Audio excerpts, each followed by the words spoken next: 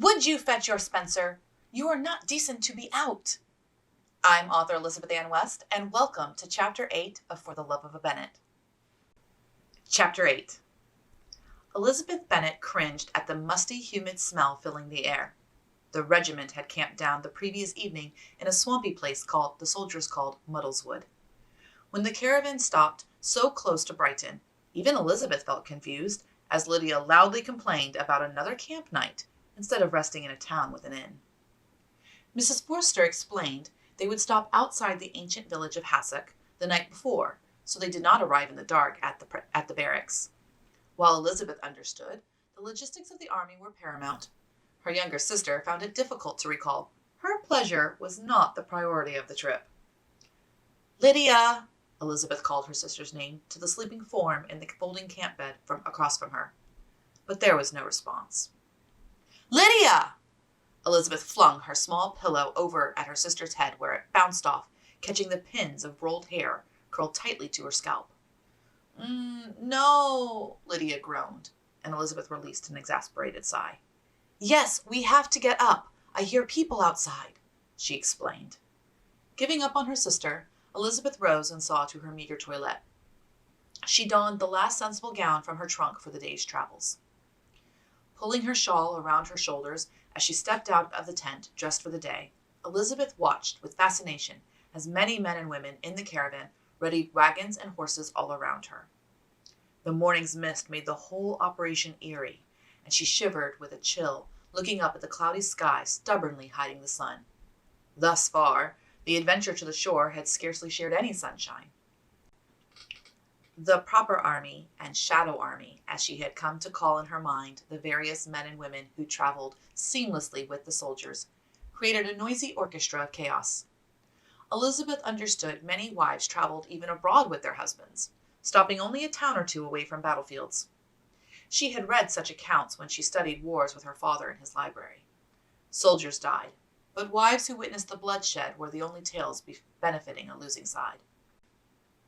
With such a ruckus caused by troop movement, it suddenly made more sense how grand armies marched within mere miles of each other, knowing well the other's location. And yet, they would wait for dawn and meet on a battlefield in the middle, rarely using the element of surprise to turn the tide. She had not been much older than Lydia when she and Mr. Bennet read the accounts of England's greatest battles. Her father attempted to explain the military's shared sense of honor. Seeing with her own eyes the immediate community and kinship knitted together in a caravan of traveling regiments, a small inkling of the concept her father had tried to teach her so long ago took hold. Camp was home. Only the most dastardly villain stooped to ransacking someone's home like a thief in the night. Lizzie, Lydia moaned sleepily as she stumbled out of the tent the two sisters had shared next to the Forsters. The colonel had long left his camp bed to order the troop movements and oversee breaking camp. Mrs. Forster had left shortly after to see to the needs and assignments for the other officers' wives traveling with them. La! Everyone is always so busy, Lydia remarked as she stretched and looked around her. Elizabeth clucked her tongue and tucked her shawl securely under her arms as she reached up to button the last fastening on the back of Lydia's gown that she had missed. Would you fetch your Spencer? You are not decent to be out, Elizabeth scolded, as her sister was not in her dressing gown, thankfully, but her choice of a white frock for the day made her décolletage look improper in the meager dawnlight. You don't have a Spencer, she countered. Elizabeth lifted her shawl to reveal a plain earth-brown frock made of solid calico. Then put on your walking gown and put the silk away. Honestly, Lydia, we still have the dust of the road to contend with, at least 5 more miles. Do you wish to ruin such a lovely gown? But I wanted to arrive looking my best, she whined. Elizabeth pointed her finger at the tent and left her sister no option but to re-enter. Lydia stalked off with a low grumble. Yoo-hoo, Mrs. Forster said, returning with her friend, Mrs. Warrender, the wife of Lieutenant Colonel Warrender, commander of a regiment that had ridden out to meet Forster's battalion. To Elizabeth's dread, 2 lieutenants in Colonel Forster's regiment accompanied them, Mr. Wickham and Mr. Denny. Miss Bennet, has Miss Lydia awakened? Miss Forster asked brightly, and Elizabeth nodded. Yes, and our trunks are packed. We are ready to depart. I am eager to reach our lodgings at the Preston barracks, Elizabeth explained, and Mrs. Warrender shook her head with a chuckle. Right-o, fetch the trunks, gentlemen, if you would, the woman ordered, and Elizabeth stepped directly in their way. A moment, if you please. My sister is still readying herself in our tent, Elizabeth explained, disliking the smirks both officers couldn't hide at such intelligence. Silly me! I forgot there are two of you. And you shall not stay in the barracks, my dear. I couldn't possibly allow those dreadful arrangements to stand when I heard Mrs. Forster was bringing her friend from Hertfordshire. The old colonel will have to make use of his horse. The woman paused to share a knowing look with her friend. But I said for my friend Harriet only the best. The Forsters must be next to the Warrenders and Lennoxes, right on King's Road, Mrs. Warrender said, and Elizabeth slowly nodded to be polite, but she had no idea what this new woman was talking about.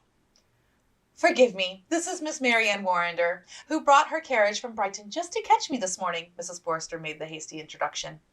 But it is true. She conspired with Penelope and Persephone, and now we are staying at the seaside. It's such a great honor. Nonsense! The terror is how long you poor dears have been traveling. There's our luck, Wickham, Denny teased his friend, earning a curious look from the two married women present. Your luck, sir? Mrs. Warrender asked. Denny blushed. Only that Miss Bennet and Miss Lydia were bright spirits at many dinners and dances in Meryton. If they will be as far as the seaside, I fear we shall not see them as often. Elizabeth frowned, as she held no inclination to see Mr. Wickham at all. If Mr. Denny were part and parcel to the presence of the former, she had not a care to see him either. But to the two married women, such flirtatious words were a happy circumstance. Elizabeth watched as Mrs. Warrender reassured both gentlemen that there would be plenty of diversions for their unit on King's Road after their training, as Lydia finally re-emerged from the tent. There! Are you satisfied now? She stopped her angry retort short when she noticed the new company. Immediately she changed her tone to a conciliatory one. Good morning, Lieutenant Wickham, she said, batting her eyelashes and giggling. When he tilted his head to his ally, Mrs. Warrender, Lydia turned her attention to the new friend of Mrs. Forster's. I'm Miss Lydia Bennet, she said, dropping to a slight curtsy. Mrs. Mary Ann Warrender, at your service. The stranger introduced herself to more giggles, this time from Lydia and Mrs. Forster, but returned the head nod. Indeed, Mrs. Warrender has seen that we are moved to King's Road, directly seaside in our lodgings, Elizabeth explained to her tardy sister, suddenly recalling the map she had studied in her book. Shall we be close to the old Stein Gardens? She asked. Mrs. Warrender leaned in conspiratorially after dispatching the lieutenants to their duty. Just 2 blocks away, and Mrs. Fitzherbert is in residence this summer at Stein House. We shall have so many glorious diversions, she said, clapping her hands to applaud their smile of triumph, drowned out as a small group of soldiers in full uniform trampled by in a double march to meet their brothers in arms. The ground around them was quickly losing its sturdiness, as the dew and many feet turned the main thoroughfare of camp into a sludgy, muddy mess. Lydia, perhaps you should put on your boots, Elizabeth remarked, as Mr. Wickham and Mr. Denny re-emerged from the tent, a trunk each on their backs. Wouldn't a private or footman be more appropriate? Elizabeth asked, suddenly struck by the odd efforts of officers to carry ladies' trunks. And trust a lowly private or footman with Miss Lydia's personal belongings? You must be more careful, Miss Bennet. An army camp is no place to risk one's favorite items to hands that would lessen your load with no remorse, Mr. Wickham explained, to the approval of Mrs. Warrender and Mrs. Forster. Come, we shall have your things added to my carriage and be off, she said to Mrs. Forster. We can allow the sisters to ride, just the 2 of them in your carriage, and get home in plenty of time to rest and prepare ourselves for this evening. Mrs. Warrender issued orders like the practiced officer wife she was. Why? What is planned for this evening? Lydia asked, trying to keep up with the conversation, but understanding the development to be a good one. Ignoring her sister was only a mild positive addition. And who is Mrs. Fitzherbert? I shall be glad to make her acquaintance, she said, offhandedly. Mrs. Warrender suddenly stopped in her movement to call over the young private assigned to the colonel's family as a sort of footman. My dear, one does not make acquaintances with Mrs. Fitzherbert, Mrs. Warrender started, bewildered that Lydia knew nothing of the current politics of the crown. I shall explain this matter to my sister in the carriage, but you mentioned an engagement for this evening. After all of our travel, We can't be expected. Elizabeth was cut off by Mrs. Forster gently placing a hand upon Elizabeth's arm before her friend Mrs. Warrender could feel further offence. "Oh, we shall arrive with plenty of time to rest. But it is tradition, for a large fête, the night a new regiment arrives. There will be a dinner and dancing at the old Ship Inn in the assembly rooms." Mrs. Forster received a well-earned nod of respect from Mrs. Warrender. Even though Mrs. Forster's husband outranked Mrs. Warrender's husband, the latter held more years as an army officer rank and had taken Mrs. Forster under her tutelage. The two Bennet sisters were ushered to the waiting carriages. As Elizabeth boarded the carriage she had previously ridden in with Mrs. Forster and Lydia, at the last minute Lydia pulled a stunt. "Lizzie, why don't you ride alone and rest, and I shall ride with Mrs. Forster and Mrs. Warrender," she said, to the amiable responses of the two officer wives. Elizabeth felt uneasy, as they had not even stepped foot into Brighton proper, and Lydia was already pushing to separate. As though she sensed the protectiveness of an elder sister, Mrs. Forster reached out to Elizabeth's hand and squeezed it. "She shall be fine with me, and your carriage will be directly behind us." Trusting Mrs. Forster, Elizabeth agreed and felt slightly relieved to ride alone for the last leg of the journey. She could read and rest in peace. Additionally, she would be spared what she imagined would be a very irritating show of antics by her sister to impress the new and interesting Mrs. Warrender.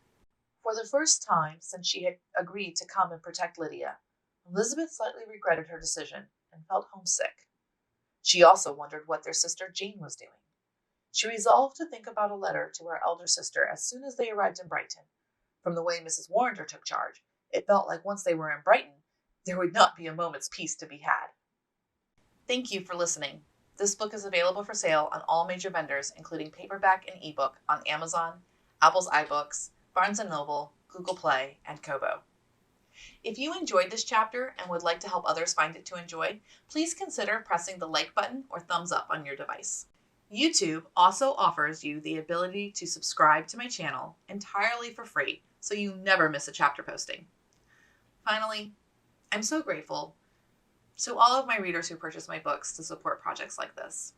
If you are a regular reader or spending time with me for the first time, please consider leaving a comment below. Like a lady of the house in Regency time, I consider each one to be a calling card and I answer each and every comment. You are the best fan an author could ask for. Until we visit again.